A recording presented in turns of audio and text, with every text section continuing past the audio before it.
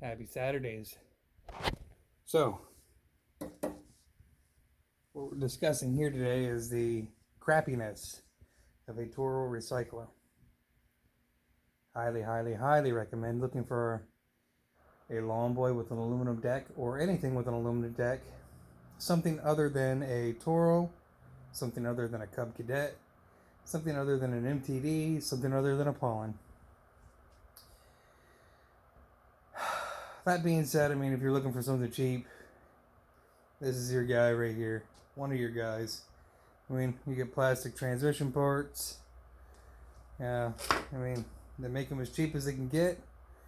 One of the best things about the front wheel drive units is that the wheels wear out because people just, consumers, I'm sorry, you just hold the handle in and, you let the wheels just keep spinning and spinning and spinning.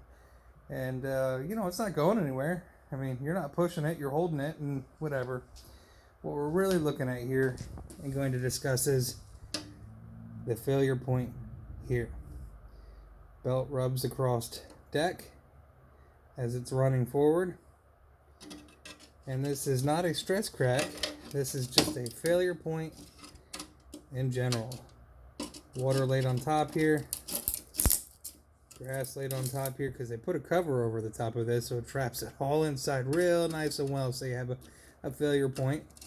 And then voila, there you go. You're like, hey, my mower starts but my deck drive just won't go forward.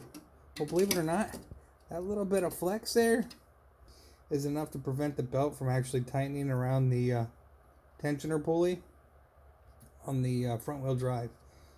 If I was going to tell you anything that was worthwhile, stay away from these cheap Chinese steel decks. MTD, Yard Machine, Cub Cadet. Cub Cadet uses a really crappy setup. The Toros, they have the Briggs & Strattons usually on them. We'll see how that goes in the near future here because Briggs & Stratton, I believe, filed for bankruptcy. I know they were going under because they owed about $6 million on a note that they could not pay up. And unfortunately, with the crap going on in the world, they weren't able to go ahead and make do. So they were kind of going under in February. But engines aside, look for a lawn boy with an aluminum deck. If you're looking to spend the money, that's what I would highly recommend. Anything you get that has a powder coat on it, gets a ding in it, has a rub point for a belt. The rear wheel drive ones, they're not too bad, but they still use these. There's no metal back. It's just it's a crappy stamped piece, and they put that crappy plastic crap on the back.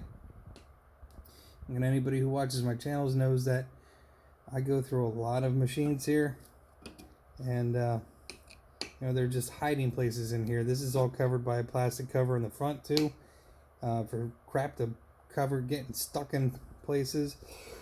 And you can see right here, this is where the cover was sitting. That's a place for crap to sit. And even if you use the washout port, doesn't matter. This was gonna wear out anyways. So you're still going to have your grass, and you're going to have your water, and then you're going to store it out your shed over the winter, and that's going to happen. So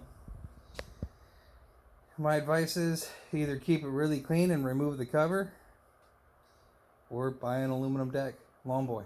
All right, well, have a great Saturday.